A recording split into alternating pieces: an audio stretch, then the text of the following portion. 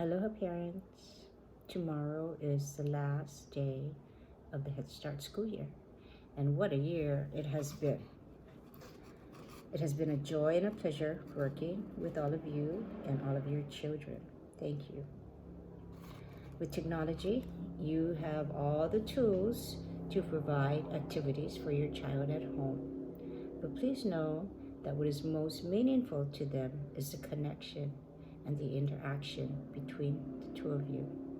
So use real life experiences and conversations to help them learn, explore, create, discover, and develop critical thinking skills. Although this will be my last official message to you, know that I will always be here to assist you and your children in any way I can. And this will be the last week you'll be getting homework, unless you call me or text me and let me know you'd like me to continue for the summer.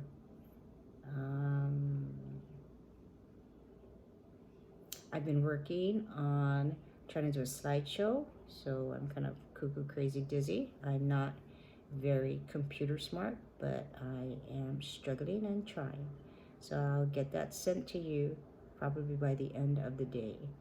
And for those of you who sent in pictures, I will use those pictures to create a book, and I will get that out next week, and we'll figure out the logistics then.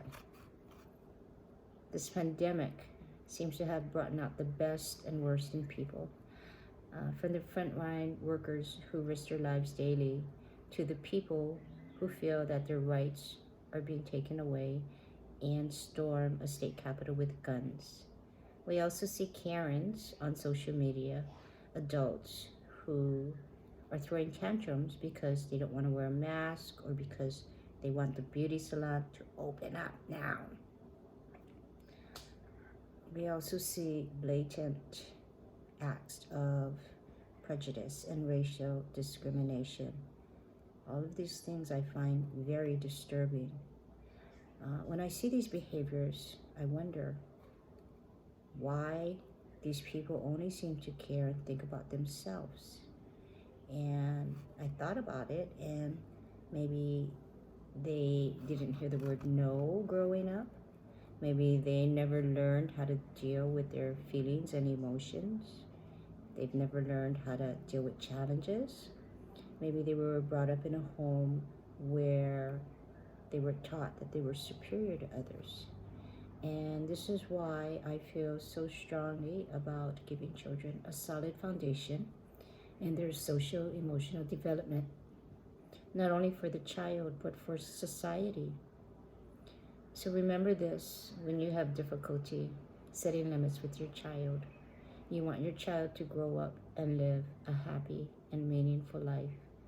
Someone who helps in changing the world for the better.